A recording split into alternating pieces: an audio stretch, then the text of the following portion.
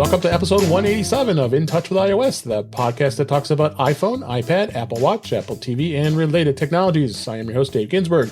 Co-host Warren Sklar is here. How you doing, Warren? Good. Slow news day. Should be a short show.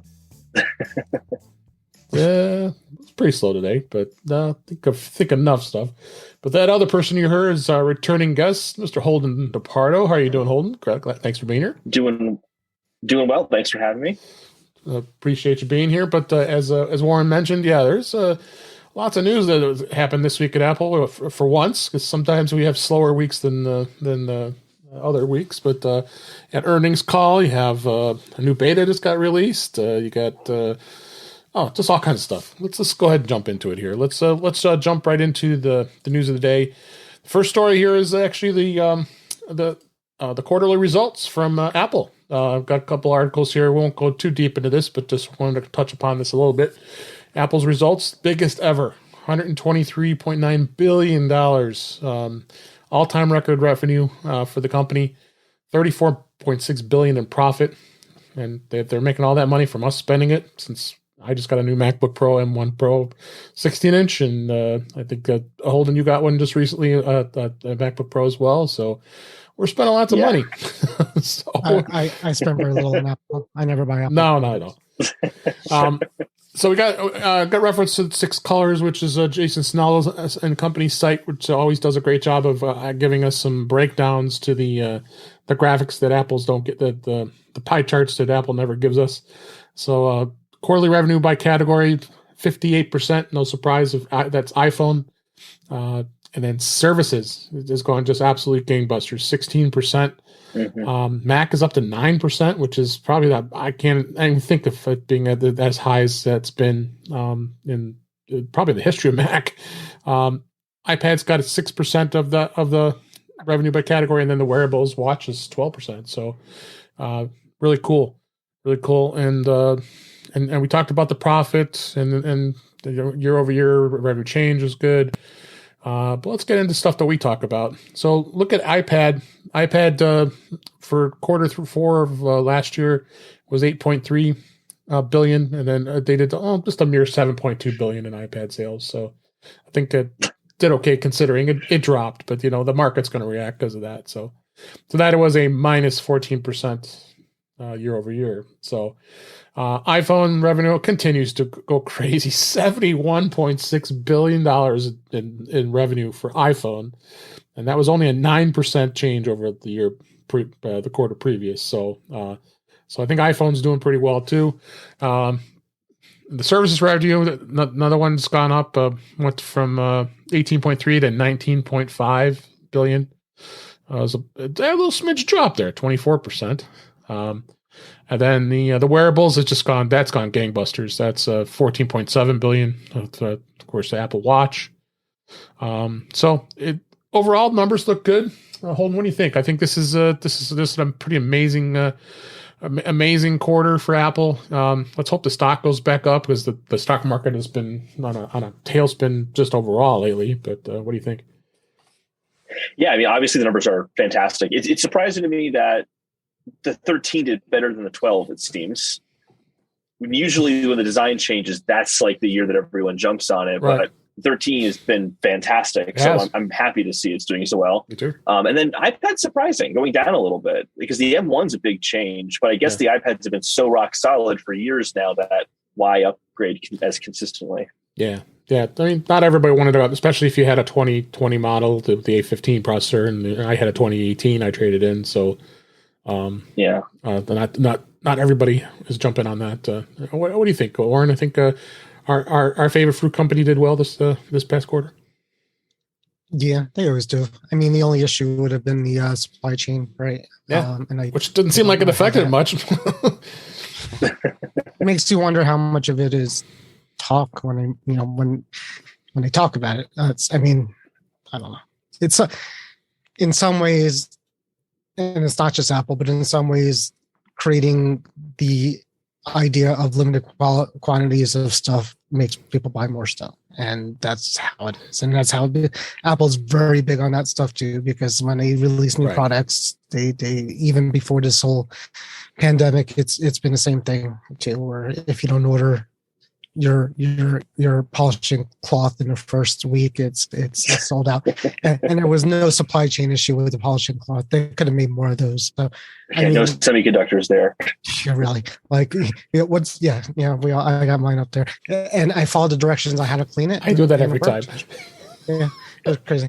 But yeah, so I mean, I guess it depends on how much you believe is really affecting it, and I know it is, but Apple has a lot of pull in the market. So yeah, they do, and well, I'm just happy to see things continue to just go crazy with the product sales, and we'll just keep going. That's all we can do. And like I said, we're doomed.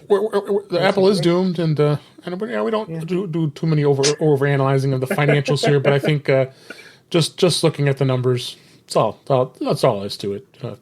There's nothing to worry about. Let the analysts go through and go deeper into it, but we just wanted to touch on that because that just got announced today as we record this, so it was very fresh news. So we'll be hearing more stuff, I'm sure.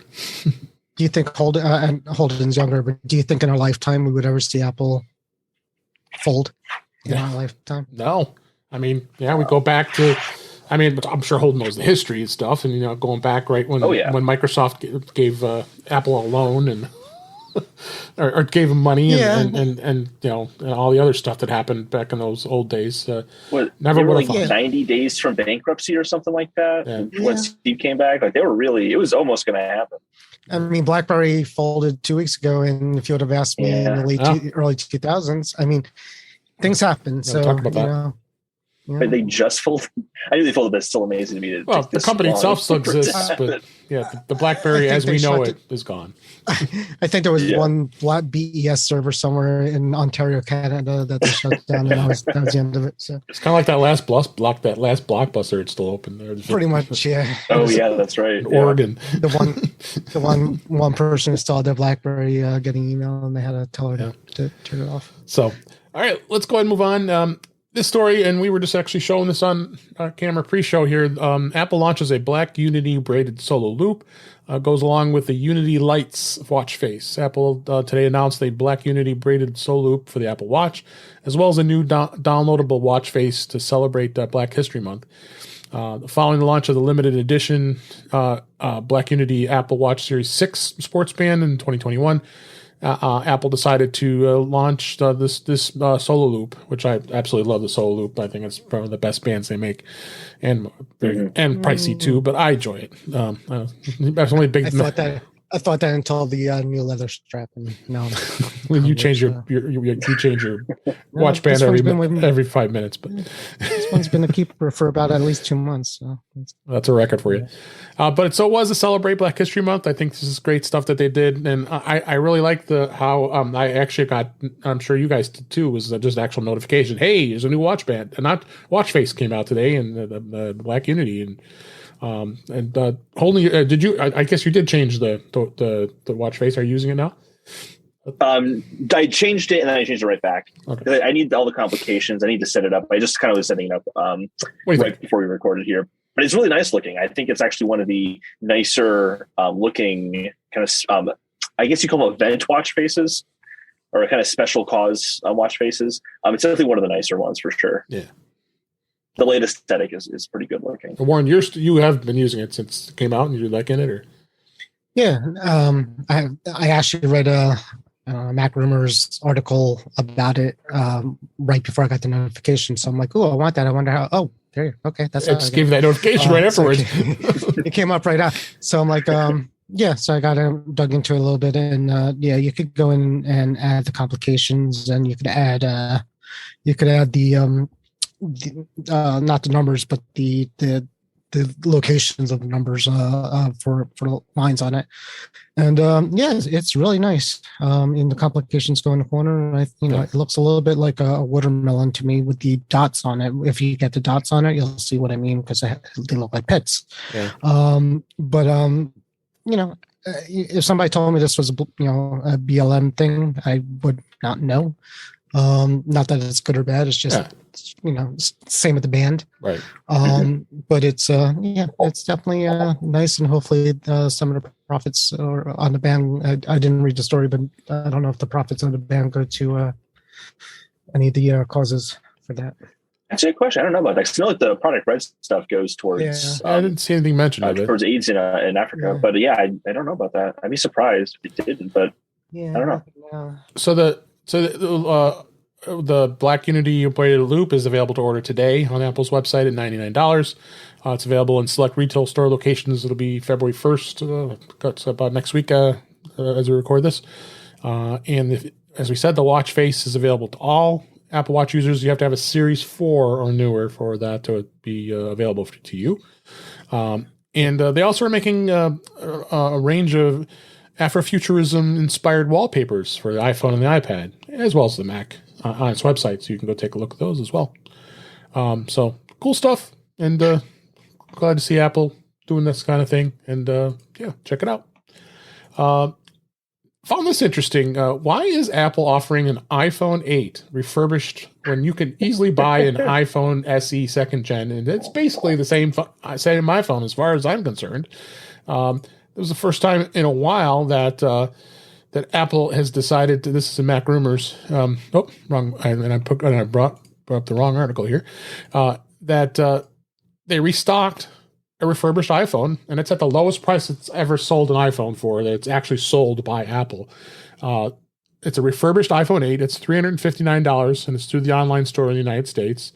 For the time being, it's the cheapest iPhone that can be purchased directly through Apple, but the device is nearly 4.5 years old, and we strongly recommend, I would strongly recommend considering the second gen SE, like I mentioned, which was released in April 2020. And that's available with 64 gigs of storage, or for $399 or $128 for $449. Even better, the chip is even faster on the SE, so there's so many downsides to the 8, but of course, who knows how much longer Apple's going to support the iPhone 8. So why would you want to spend all that kind of money on a phone now when it potentially could possibly be the next phone in the line? I would anticipate probably the next one that's going to not be on iOS 16 would probably be the iPhone 7 at this point. So the 8 might be we've probably got at least another year left on that. So they had a surplus, I'm sure. It has to be. Well, what do you think, Warren? Yeah, no. Warren, did you say me or him? Warren. I'm sorry. Yeah, no. I agree. You would get the SE2, but I'm sure they just have some extras, and they're selling them off while they can. Not a terrible phone though. I mean, no. But yeah, I had the 8 Plus support. The SE2 is a home button too. Yeah, it's all home button. It's almost identical, I think. Yeah, no, they basically are, except the chip. Point. Yeah, I think the 8 Plus would be bigger than the SE2. So we're right. That's still available. So if that's still available, this is just the 8. If you want, just the 8. It's just the 8. Okay. Yeah. They have more than they know what to do with. So they're selling them off. And any other thoughts on that, Holden? No, I mean, I totally agree with you guys. I'm not sure how long they'll be around for, but presumably if that next generation SE is coming out soon, that'd be an even funnier kind of comparison between if the rumored features are true and it has an A15 and 5G built into it, or 4.5-year-old iPhone 8. Like that just would be why would you do that? That makes absolutely no sense. So I agree with Warren. They're probably just trying to get rid of these things. Yeah, agree. So let's go ahead and move on. Mac Rumors here. Apple fixed iCloud bug causing syncing issues for third-party apps. Apple has appeared to have fixed an ongoing iCloud server issue that was causing some apps that have implemented iCloud support to fail to sync properly. The bug has persisted since November of 2021, and app developers were becoming increasingly upset with Apple's lack of effort to address the issue. And they go through a lot of stuff and worried about stuff with iCloud, with seeing 503 error messages and request failures and all this fun stuff. But iCloud syncing has seems like that they've gone through and they actually have fixed the problem finally. And I didn't really knew this was such a problem. Other than just the normal behaviors we expect with iCloud. What do you think, Holden? I actually had a problem with a writing app that I use where it wouldn't sync everything across the board. I don't know if it was related to this or not, so hopefully that gets alleviated there. But this is definitely an important one because iCloud is very much a part of Apple's It Just Works. You go to any of your devices, it just works, it's there. So it should have been a huge priority for them. You'd think. Any thoughts, Warren? Yeah. Yeah, like you, I didn't even know there was an issue. I know Kelly had somebody on her show not too long ago, a developer, Right. yesterday, day before, talking about it, and that's the first I heard about too. So, it. But by the time non-developers found out about it, they had fixed it. As Yeah. far as I know, Yeah. it was kind of the same day. Within the day, it was fixed.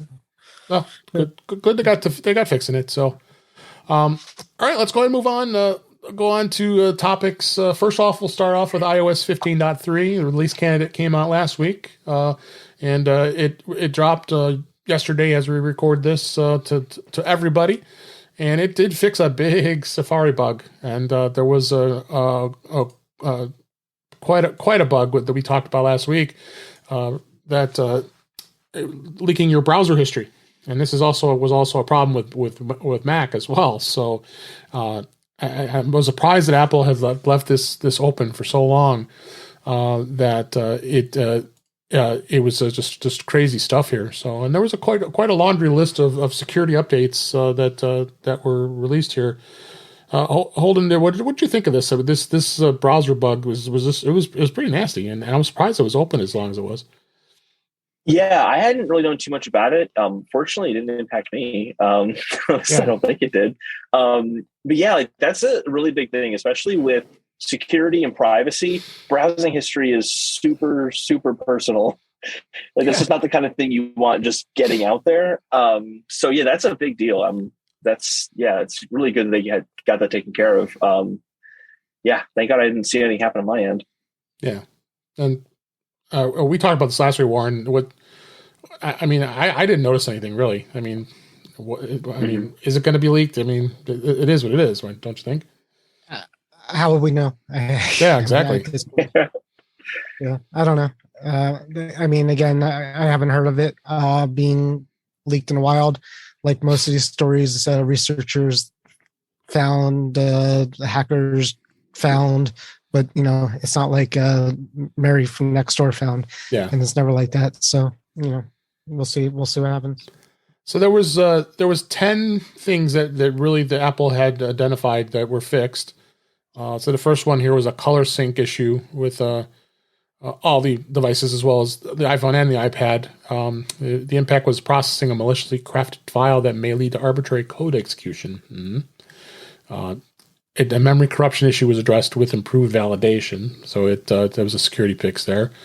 And Crash Reporter had some problems. ICloud had an application that may be able to access a user's files. That's quite a big one there. And a couple others which I won't bother to get into. WebKit storage, all that stuff. All I gotta say is update it now, please. Don't stay on the previous version, 15.2.1. Go right to 15.3 and just update it, please. you want to be secure. For Dave. Don't you think, guys? Yes. Oh yeah, absolutely. I fully support that. Yes. Another couple. No upgrading. Upgrading is terrible for your phone. Yeah. A couple other things that was added to 15.3 for tvOS and HomePod. 15.3 enabled multi-user voice recognition in more countries. So that's good. So other countries will have some good voice recognition on those devices. HomePod, as everybody knows, you go into the HomeKit app and the Home app, and then go in and eventually it does update itself, but you can force it by going into the HomePod and go into the settings, and it will start updating. And then the other thing that was interesting that it did fix is it's also Mac Rumors article linked here is fixing an issue with HomeKit camera thumbnails failing to refresh.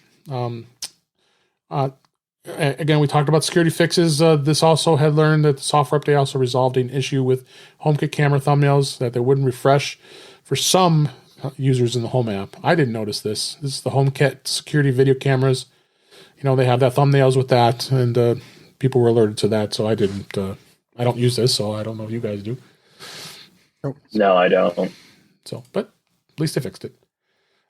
So that's pretty much it with iOS 15.3. Go ahead and, like I said, go get it. Go, and get yourself safe with this stuff. So So let's talk about 15.4 beta 1. It came out the next day, which made Warren very happy because he was not even 24 hours without a beta this time. I was itching. I developed a rash. So I think the biggest thing that stood out about this, and everybody's been just so wanting it so badly, was the universal control for Mac and iPad. I installed this. I put it on my first gen iPad Pro, and I have a Mac Mini that runs Monterey, a second Mac Mini that runs Monterey Beta, 12.3. And already I have a bug that says unable to connect to iPad. A miscellaneous error has occurred -1010. So it's beta. So, but Warren, what you said you had some experience, and you said you spent all of about 10 minutes on it, and did it work for you? Yeah, it did. So I as you know, I sold my iPad Pro 12.9 inch shortly after I bought it because Universal Control was so delayed. I didn't think I was going to use it. I got an iPad Mini 6 with it instead. So that's what I have now. Basically, like the article says, the settings are on by default. If you go into display settings on the Mac on the beta, it will list a couple of options for it. Right. And basically it says just kind of put your iPad near it, and I did. And the first thing that didn't work was the arrangement was off. So the iPad thought it was on the right, but it was on the left, which is something they stressed in the in a keynote, saying that it literally knows where it is in relationship to the Mac. But that was fixable in the display, the main display properties. Just it looks like another monitor. You can drag it around. Other than that, I started playing with it a little bit. You move the mouse over to the iPad, and you get almost like the you get kind of the same mouse pointer as you would get on with the trackpad on an iPad. It's kind of a little circle blob thing. And you move it, you could open up things. I had my trackpad on there, so if it's going to take some getting used to. So if you go into your iPad and making sure you're on the iPad and take 2 fingers on trackpad down, you'll get the spotlight search on the iPad. And then I tried to type in a search right after I did that, and I started doing the search on the Mac, and I had to kind of put my mouse pointer in the text field on the iPad. So I mean, it's not perfect yet, but I see what they're trying to do, and that's basically. I didn't try to move anything between the two. I just kind of opened up some apps and did a couple searches on it, and it was fine. It's good for people who want to do something on their iPad that they can't do on their Mac, because again, Sidecar was always there, and Sidecar is also another just display. So me personally, I can't think of that much I would do. But for people who need to transfer stuff between the two a lot, then maybe. Yeah. Well, it's going to be interesting to see where it goes. It's still very fresh beta as of today. So as we record, let's see how the beta goes, I would say. Huh? Do you have any thoughts on this, Holden? I'm excited for the feature. I don't do the betas except for the 0.0 betas during the summer. But I'm very excited to get this feature. I do think it's funny that in the screenshots they show beta next to the feature in settings. Yeah. So it's like beta within beta. Like it's like, this is really in development, guys. Like it might not work that well. But yeah, I'm very excited for it to come out. That's going to be, for me, I think it's going to be nice to have. Yeah. A couple other things they've added. I don't know if you've tried this yet, Warren, is Face ID with a mask, because we were using the Apple Watches to unlock. Now it can unlock with your mask. I did not. As soon as I put the beta on, it said it, and then it says you could do it, you could set it up. So it says you do not need your mask to set it up. So you do it, and as soon as you do it, it has to do a face scan again with your eyes. Right? I did not have my mask with me, so I didn't do it with the mask. I have not tried it. I'm curious. I'm going to try it tonight with the CPAP. See what happens. Okay. Because it says Face ID with a mask is enabled after updating, and it's designed to use the area around your eyes for authentication purposes instead. If it also works with glasses, but it's not compatible with sunglasses. That's interesting. If it works for the CPAP machine, I'm sold. Because the neither the watch did. Not that I wear my watch to bed, anyways. But and some people tried to do a face scan with that thing on, and that didn't work either. So I'll let you know. I'll see how that goes. It's a little late, I guess. Hopefully, I'm hoping it's late. Because the first time around when I did it with the Apple Watch unlock with the mask. I do the betas and I put the beta on. I was working in a place where I had to wear a mask all the time. Right. And it was the best beta I've ever done. I mean, I've had 8 months or something between when the beta came out for that. Right. And it actually got released. It was about 8 months of greatness. I mean, and I felt bad for people not doing it. And if you remember, people started to do that. So this might be the same thing too, where people might be pushed to do the beta if they don't have an Apple Watch, if you're still wearing a mask, which it could be good or bad. And, I worry that it's going to take Apple another 8 months to push it out to the public again. Yeah, it might. And emojis, of course. So you got to have new emojis. They've got 14, adding 37 emojis and 75 skin tone additions, total of 112 new characters, including things like a melting face, a saluting face.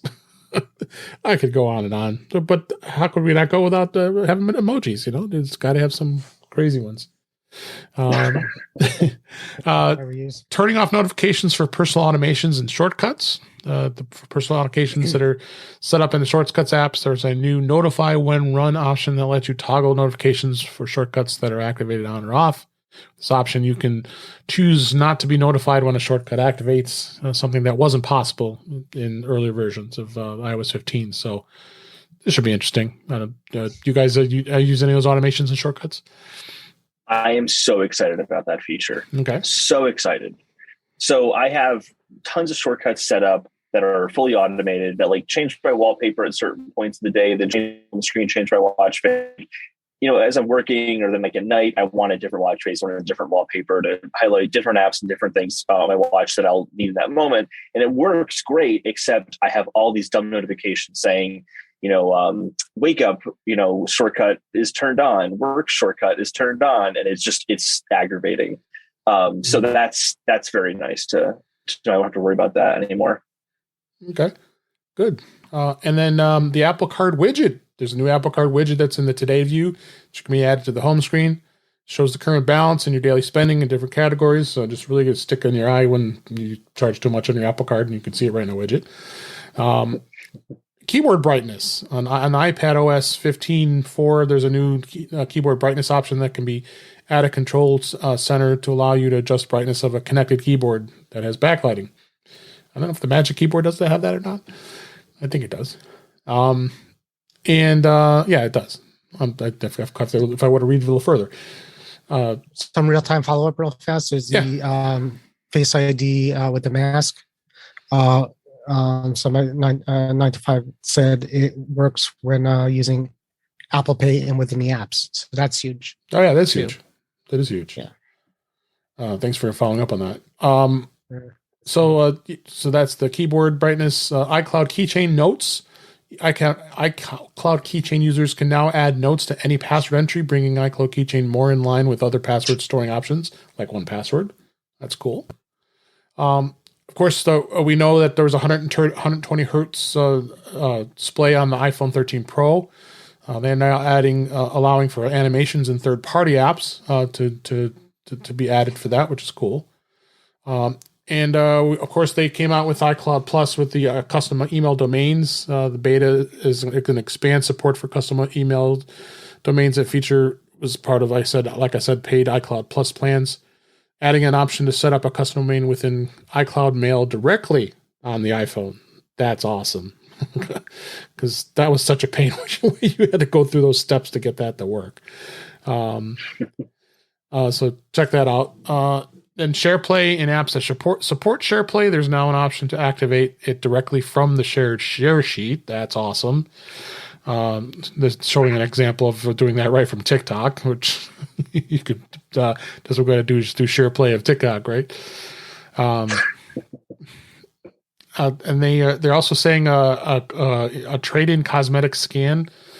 There's code in iOS 15.4 suggests that Apple is working on a cosmetic scan feature that will be used when trading in an iPhone. Cosmetic scan will likely be used to check the iPhone for damage and scratches and dings to provide a more accurate trade-in value estimate. Oh, that stinks.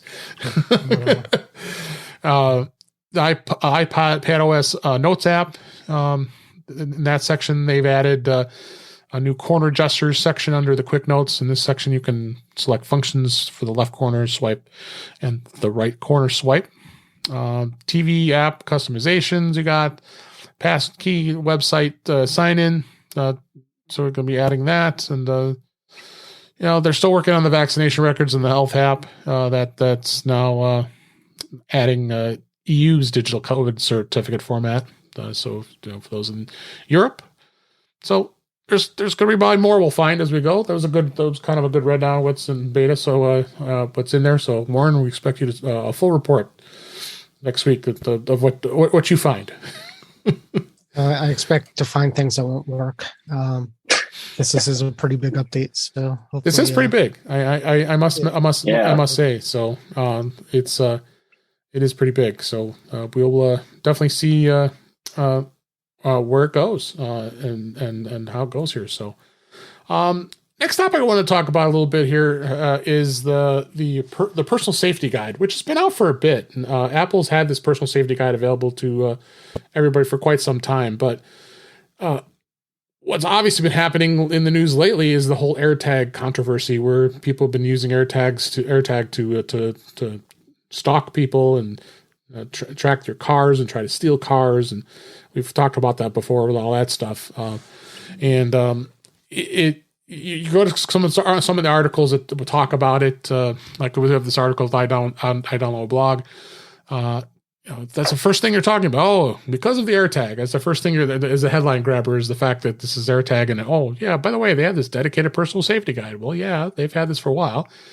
They did update it, and it's actually set up just like any other user guide. Just like if you go you bookmark a iPhone or an iPad or a Mac or those types of devices. So it's continually evolving from what it has. Now it does have a PDF version of it, so you can go through, and if you want to download the whole 54 pages to go through it all, we won't go through all of that, but I wanted to just kind of touch upon some of the things at glance here, what Apple talks about. It just really makes you be aware of what safety is and what you need to do to be safe when you're using your Apple device. So they talk about reviewing and taking action. Learning about ways to review and change what you share and what you secure, and it goes through how to check that and do this as a checklist, and to reviewing and taking action.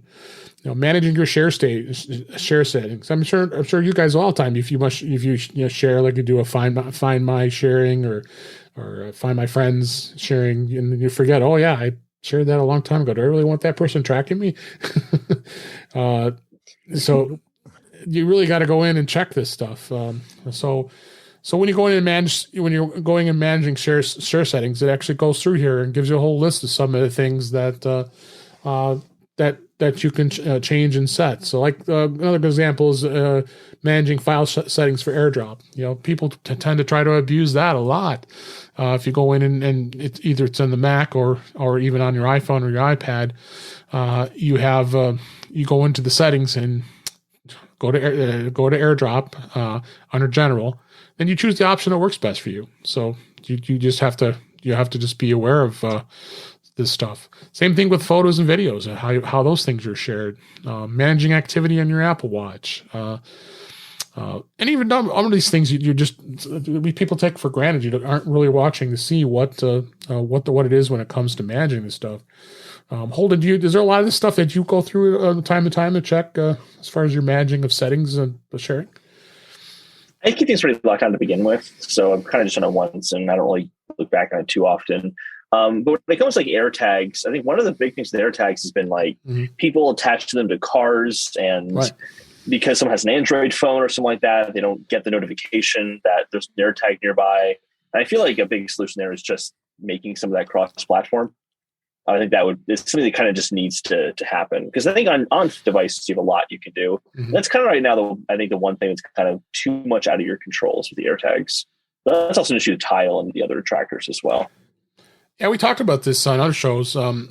Tile doesn't have a very good place, so you could put a Tile device in, and there's no way of tracking it because it just doesn't have the technology like the AirTag does for it to be tracked. And you can, and they do have apps now you can have install on an Android device that will know that if an AirTag has been introduced. And oh, they do. Okay, is it made by Apple? I don't think so. For the Android, it is. Okay. Is it Apple's? If it's Apple's app, okay. So then they did do that. Okay, that's good. That's good. It should be OS level, but for right now, that's good. So what do you think, Warren? As far as anything that you're managing of settings, have you going through a lot of that stuff and check it, and do you work like with us, you and I both working in IT? Have you promoted this with friends and family and relative and all that stuff? No, I mean my wife and I are pretty good.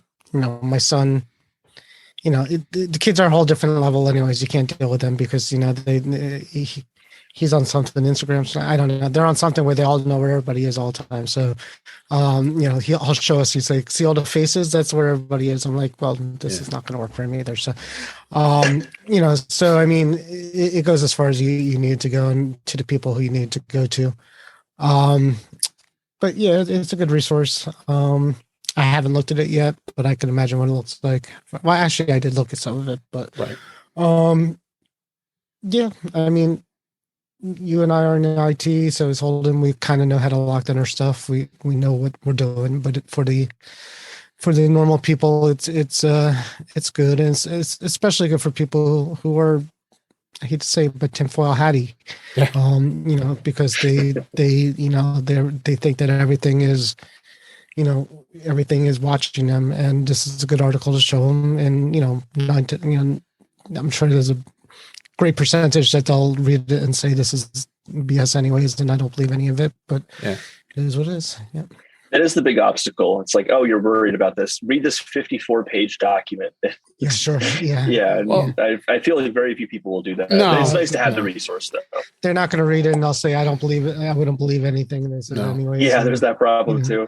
But it's the people who think that Facebook is watching them because they see an ad because of they talked about it was in the bathroom or something like that, and it's not. I mean, there's a whole lot. There's things going on, but the camera's not on watching you. No. Oh, don't get me started about people putting duct tape on webcams. Yeah. Didn't Mark Zuckerberg do that? Didn't he put his duct tape over his camera and his microphone and his computer? Yeah. He was at one show and he put it on there. I think he had a Mac too, and he put something on there. But actually, Apple made it real easy with this guide. You don't have to go through all 54 pages. They have at the very bottom here all the checklists you need.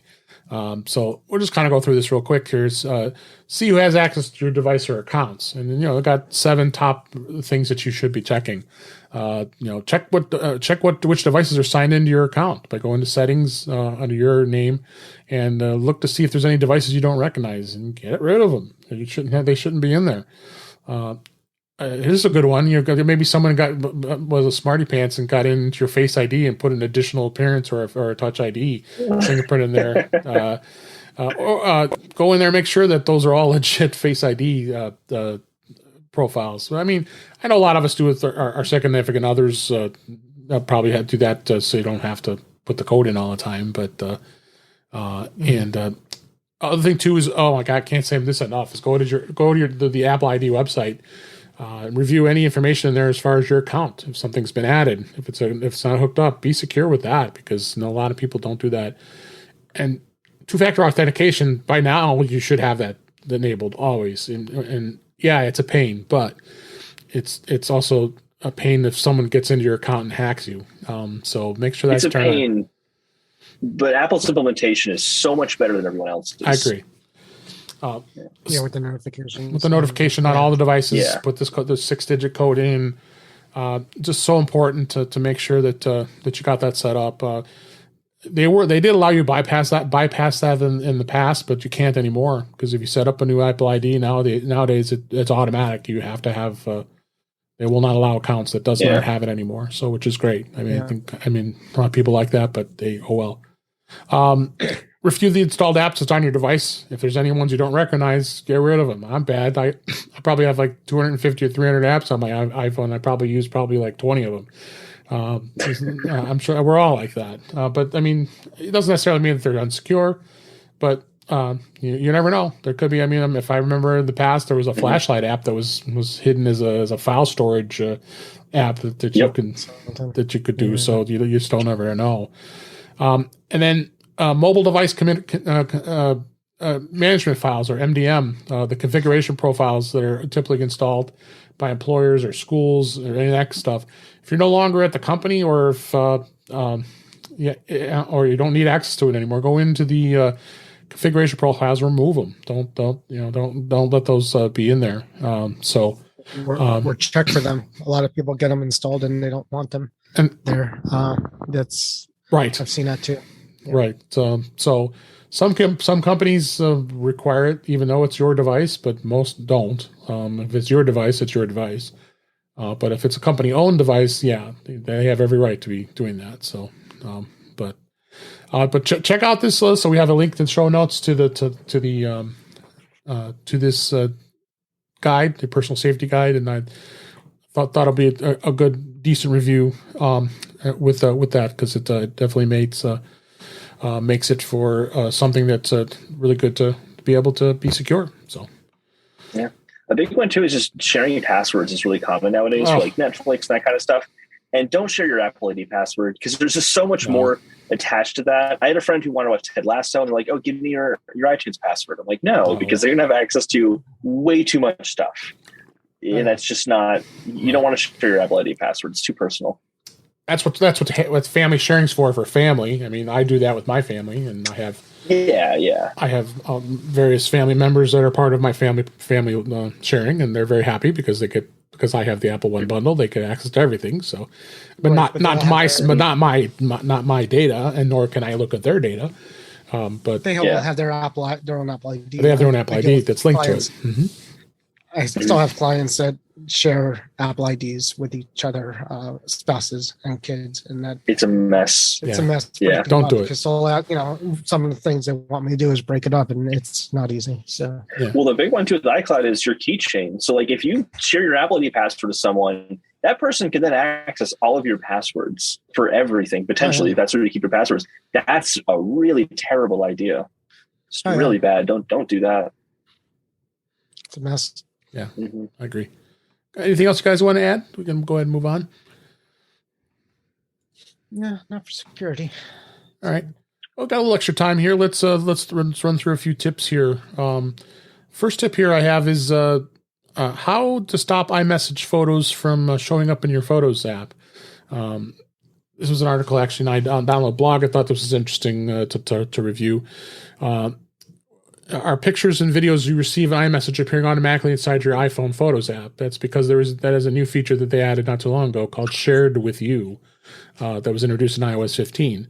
If you don't like this, you can actually stop it from automatically saving images received on iMessage to the Photos app. It is kind of a pain because if you don't like to have all the photos that are sent to you, they might be just photos that they just want to share with you and you see them, but do you really want them to add to your iPhone, your Photos app? It might be for your spouse or a family member. You might want to do that, but do you really want to have all those photos that start piling up in your Photos app? I don't really think you do.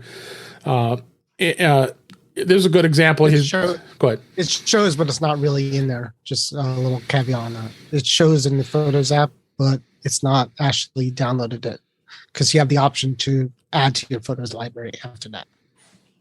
That's true.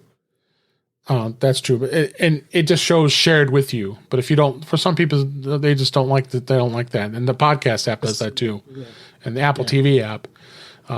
And I said you could turn off. You can turn it off entirely for all people in apps, or you can do it for only desired people, or you can do it for select apps. and so you're able to go in there and actually make the change, and it does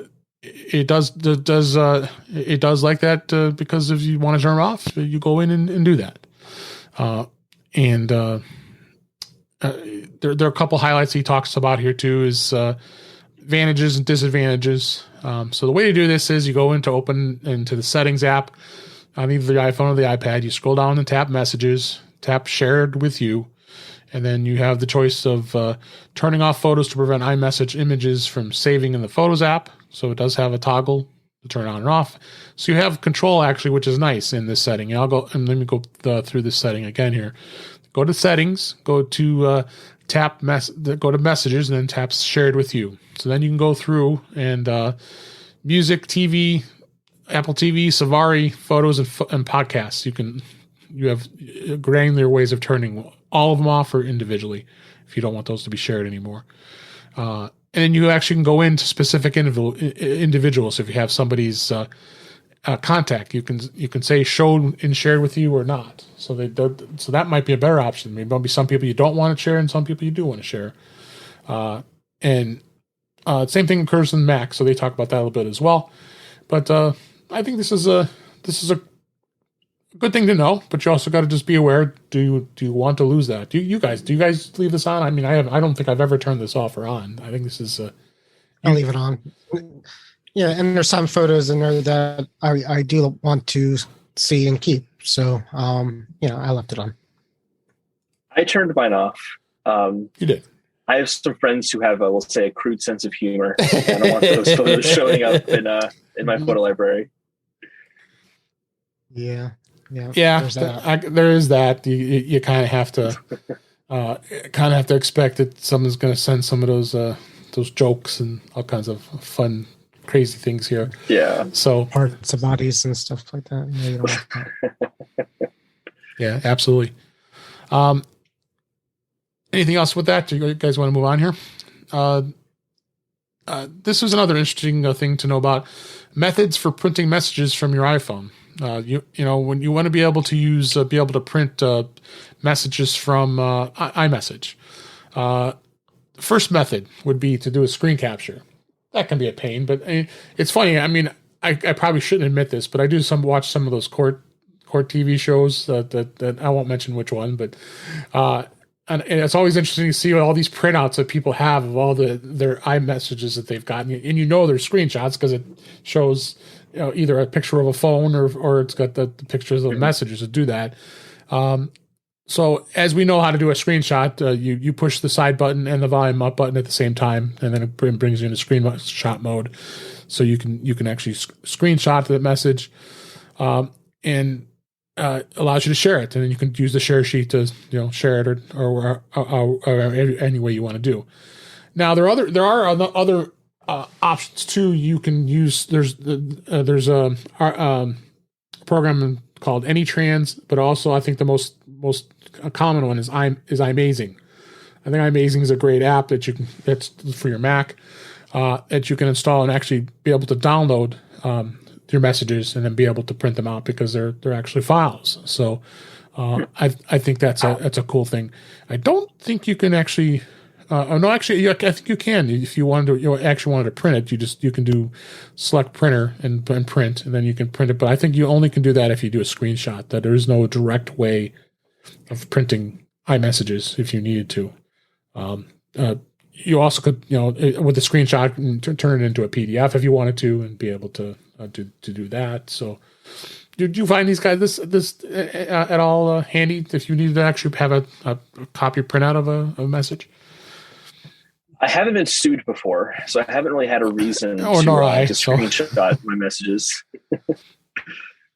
Yeah, sometimes it's useful for some people. I haven't found a use for it myself. Yeah, I haven't either. Yeah, and it's not just iMessage. Facebook Messenger has the same problem where you have to screenshot every page to send it to somebody. It's a pain in the butt to screenshot it. But sometimes you know how it is. You screenshot and then you got to make sure you get the next page with the last word, off the page and the first word on the page. Yeah. It's not, there should be an easier way to do it. No, I agree. So, all right, let's, we'll kind of wrap this up a little early here today. I think we went through a lot of stuff this week, and hopefully you found, find that was some good information. So let's go ahead and wrap things up for this week. That's a wrap for this week. Please send your comments, questions, and suggestions to our email address, feedback@intouchwithios.com. You can follow us on Twitter @intouchwithios. We do have a new way to support the show if you can. If you want to buy us a coffee, please buy us a coffee at going to buymeacoffee.com/intouchwithios. And you can kind of buy us a coffee so we can support the show. We'd appreciate that. Make sure you like, share, and subscribe so you're notified when we live stream, as well as we put in new content on YouTube, on our YouTube channel. That's youtube.com/DaveG65. We're also going to watch the live stream as well as any past shows. They're all out there. Visit In Touch with iOS magazine on Flipboard, where many of the topics we discuss are flipped onto this list. It's an actual magazine and has all the articles and information that we talk about for the show for every week. Go check that out. You also can subscribe in your favorite podcatcher, which includes Apple Podcasts and many others. But better yet, go to our website at intouchwithios.com, where all the links to all the ways to listen to us are there. I'm your host, Dave Ginsburg, and you can find me on Twitter at DaveG65. Holden DePardo, thanks so much for being here. I'll let everybody know how they can find you. I'm at Twitter at Holden DePardo. I'm also on the Apple Podcast network. You can catch me there as well. Great. We've got to listen. We have a link in the show notes for that. One, let everybody know how they can find you. On this show, sometimes with Chuck on Tuesdays and the Max of the Future Facebook group. It's basically where I spend most of my time. Holden, always fun. Thanks for coming. Yeah, absolutely. I appreciate it, and we all do. So thanks. Absolutely. And we thank you for listening. We hope you enjoyed the show, and we'll be back again, and we'll talk again soon.